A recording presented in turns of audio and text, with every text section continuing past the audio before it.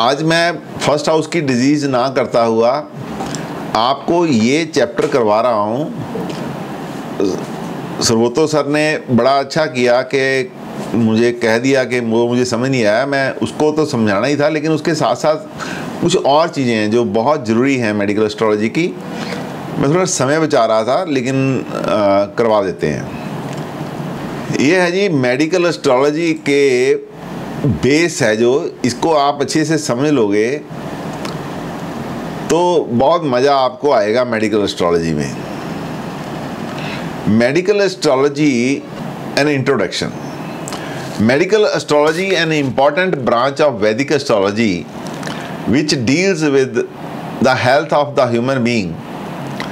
The students of this science need little knowledge of human anatomy, the three doshas of the body, the five fundamental elements of the body, which are also known as Panch Bhuta in Ayurveda, and seven body tissues known as Sapt Dhatu in Ayurveda.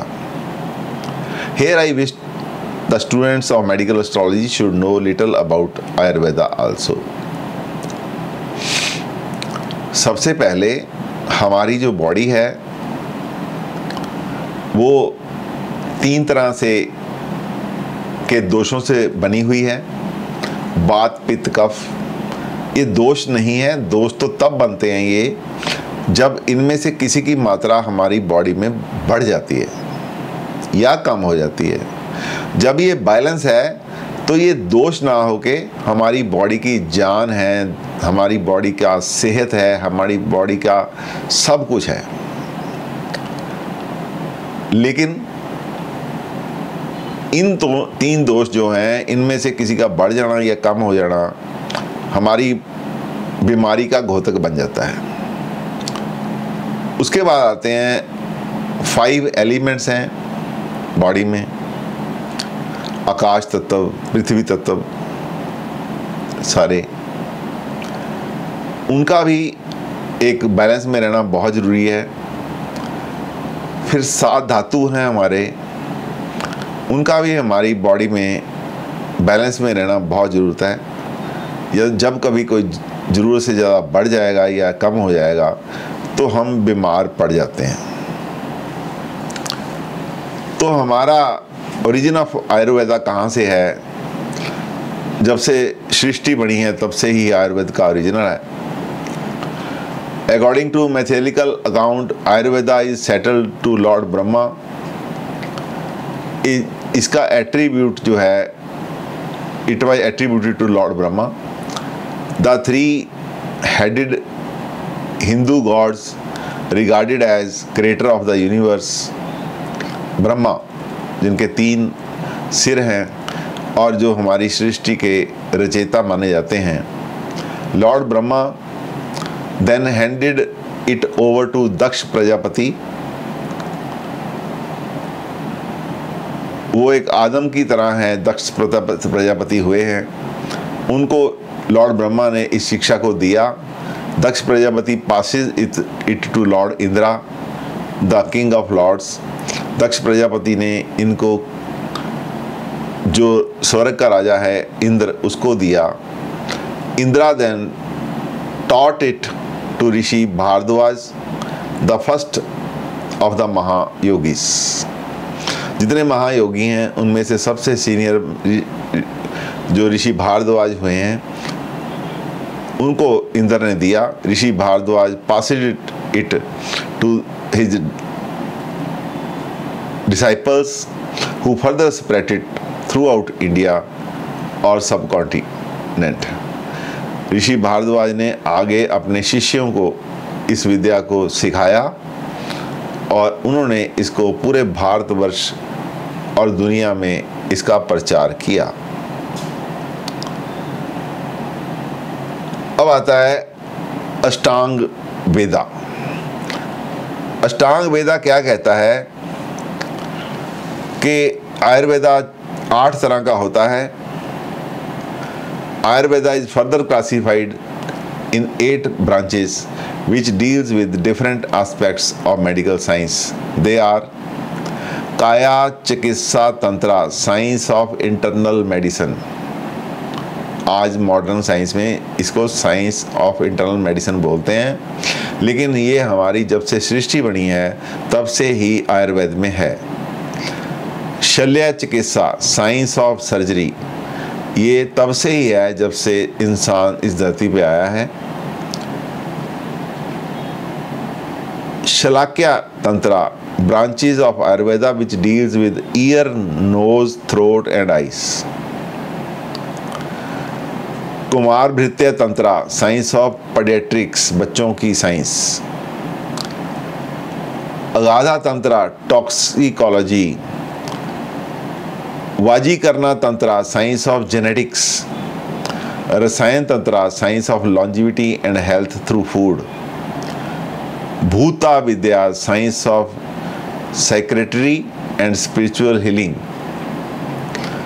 आपको ये जान के बड़ी खुशी होगी कि हमारे आयुर्वेद में जब से दुनिया बनी है तब से जो आज की मॉडर्न साइंस में जितनी ब्रांचेज हैं तब से ही ये 8 तरह की ब्रांचेस में बांटा हुआ था सबको, जिसका नाम रखा हुआ था अष्टांग वेदा। अब 5 महाभूत क्या होते हैं? 5 फंडामेंटल एलिमेंट्स बॉडी में होते हैं। According to Ayurveda our entire world is made of 5 fundamental elements called as Pancha Mahabhuta. The 5 elements are Prithvi which means earth, Jal which means water, Agni which means fire, Vayu which means wind, Akash which means space और vacuum. They are also called the earth element, water element, fire element, wind element and space element.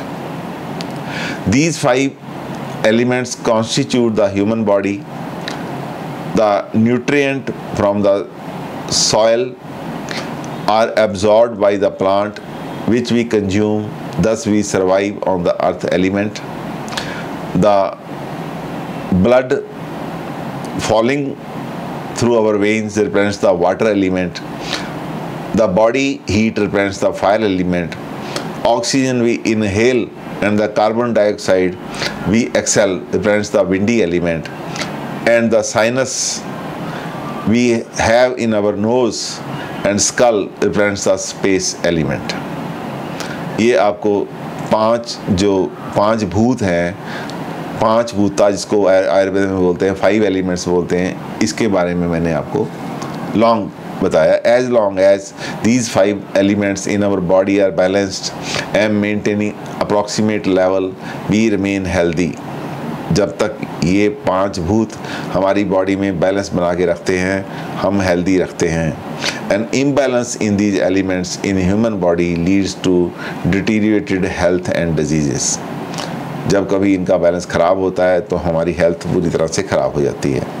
The basic principle of Ayurveda is that the entire cosmos और universe is part of one singular absolute.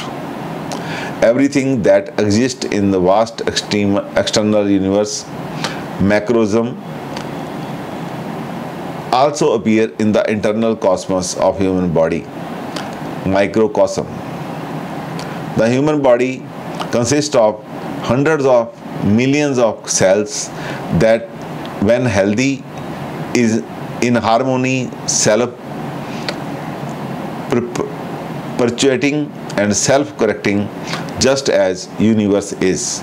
जब healthy होते हैं तो छोटे मोटे जो cell खराब होते हैं उनकी अपने आप ही बॉडी रिपेयर करती रहती है। ऋषि चरक ने एक बात कही जो आप सबने सुन रखी है। ऋषि चरक ने सबसे पहले बोला, यत पिंड तत् ब्रह्मांड। जो कुछ ब्रह्मांड में है उसी रेशो में वही चीज़ हमारी बॉडी में भी है।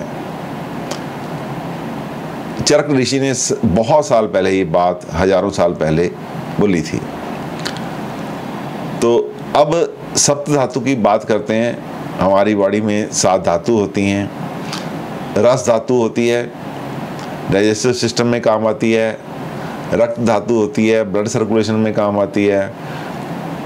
ममसा धातु होती है, मसल्स और टेंडम मसल्स में काम आती है। मेद धातु होती है, बॉडीली फैट में काम आती है।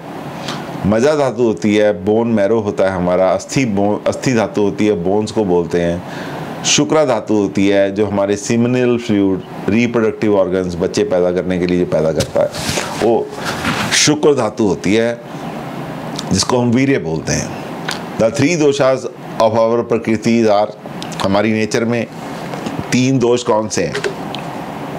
1 इज वात, 2nd is Pitta, 3rd is Kapha. The core concept of Ayurvedic medicine is that the 5 fundamental elements integrate into the physical form as the 3 doshas, and health exists when there is a balance between these 3 fundamental body doshas known as Vata, Pitta, Kapha.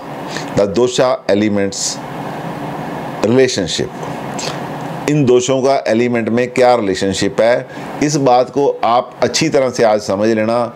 Medical astrology आपका base आज strong हो जाएगा। ये कैसा है? वात दोष जो होता है एयर एलिमेंट और स्पेस एलिमेंट से बनता है।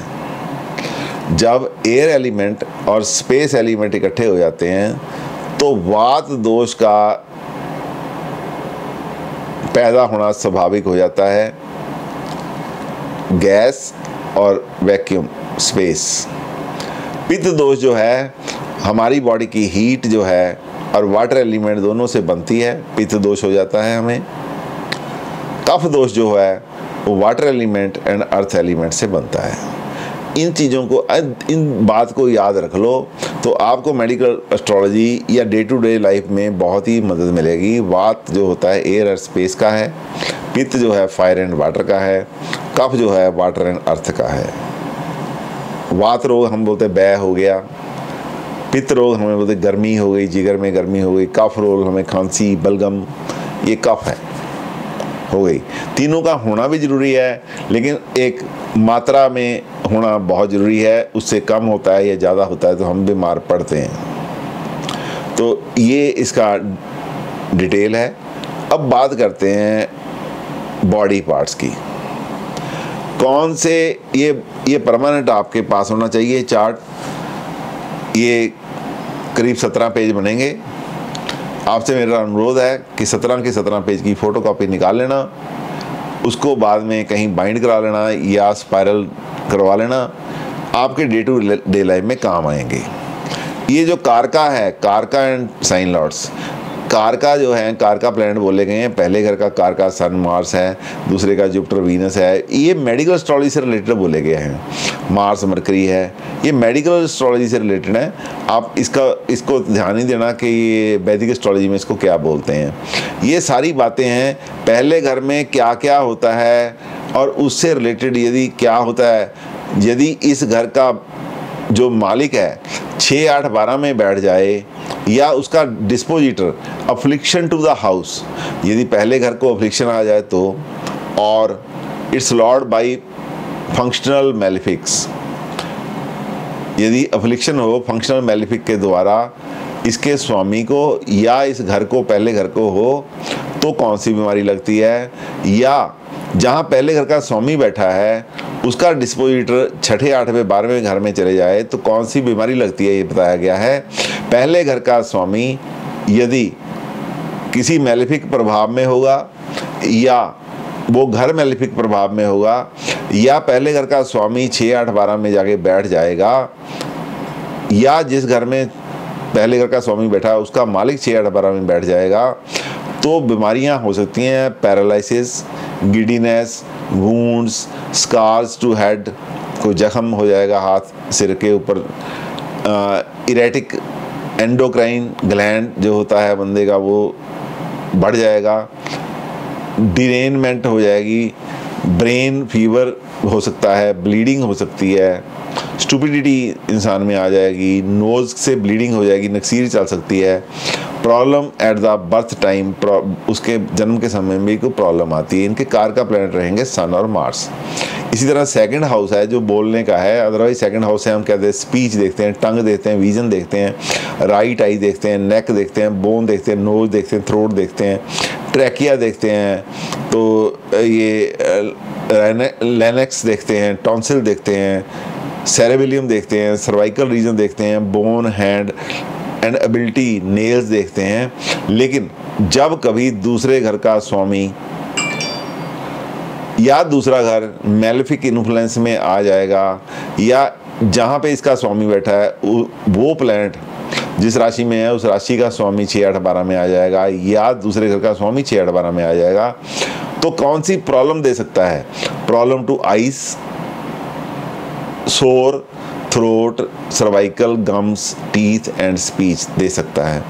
तो ये टोटल आपके पास 17 चार्ट हैं। आगे आएगा house, body parts and diseases. ये सारे 12 के 12 हाउस हो गए। अब इसके बाद आता है next house, body part and disease western view क्या है। जो फॉरेन के साइंटिस्ट हैं उन्होंने अपना व्यू दे रखा है। ये मानना आपके लिए ज़रूरी नहीं है, लेकिन आपके पास नॉलेज होना ज़रूरी है। अब साइन, नेचर एंड सिंबल्स, ये बहुत इंपॉर्टेंट है। साइन, नेचर एंड सिंबल्स, जैसे एरी साइन है, ये तो सिंबल तो आपको पता है, रैम है, इससे कुछ लेना देना नहीं है, रैम है। नेचर इसका हॉट एंड ड्राई है। ये हमने हॉट एंड ड्राई को पकड़ना है, क्योंकि जहाँ भी एरी साइन होगा वहाँ पे हॉट एंड ड्राई नेचर उस राशि की, उस घर की बन जाएगी जहाँ पे एरी साइन आ जाएगा। उससे रिलेटेड जब कोई बात हम करेंगे वहाँ पे हम देखेंगे एरी साइन है। ये बैरन साइन भी है, फायरी एंड पित्ती साइन भी है। जैसे एरी साइन किसी का 5वें घर में आ जाए, 5वां घर बच्चों का है, तो ये बैरन साइन हो गया, हॉट एंड ड्राई हो गया, तो बच्चा होने में दिक्कत आएगी। इस तरीके से हम सारे सबकी नेचर देखेंगे। इनको आपने अच्छी तरह से पढ़ना है, फिर एक दिन आपसे डिस्कस करूँगा मैं, सबको सारी चीज़ें बताई जाएंगी आपको। इसी तरह ये सारे चार्ट है आपने देखने। इसमें धृकना चार्ट भी है, जो मैं आपको बताऊंगा कौन से धृकना में कौन सा पार्ट आता है। और एक इसमें और क्या है, ये जॉडिकल साइन एंड आयुर्वेद के हिसाब से कौन कौन सा बीमारी आती है, लियो के पास कौन सी है, एरीज के पास कौन सी है, ये 12 के 12 साइंस की दी हुई है। और इसके बाद ये आता है काल पुरुष की कुंडली में कौन सी राशि कहाँ है, कौन सी राशि कौन से भाग में पड़ती है। काल पुरुष की कुंडली में ये आता है, ये देखो, एरी साइन इस जगह को, टॉरस इस जगह को, जेमिनी साइन इस जगह को रिप्रेजेंट करता है, पाइसिस नीचे तक आ जाता है। फिर इसके बाद आप देखेंगे काल पुरुष की कुंडली में नक्षत्रा काल पुरुष भी है, नक्षत्रा प्लेसेस इन काल पुरुष कुंडली। यहाँ पे आपको थोड़ा सा कन्फ्यूजन हो जाएगा कि वहाँ पे, यहाँ पे तो मूला साइन दिया हुआ है, पाइसिस नहीं है। पाइसिस राशि कहाँ आएगी, यहाँ तो मूला साइन है। और यहाँ पे आप देखोगे, यहाँ पे श्लेषा है, यहाँ पे पुनर्वसु है, तो ये तो उस राशियों के साथ मिलता नहीं है जो नीचे आप यहाँ देख के आए हैं, यहाँ देख के आए, इनसे मिलता नहीं है। लेकिन कोई बात नहीं, मैं आपको समझाऊंगा, मिलता है, आपको देखने का ढंग ही है, बस आपको मिलता है। ये 17 के 17 मैंने आपको बताए हैं, ये आपने याद रखने हैं। आशा करता हूँ आज का ये लेक्चर आपको अच्छा लगा होगा। अच्छा लगा तो शेयर कीजिए, सब्सक्राइब कीजिए। Thank you very much.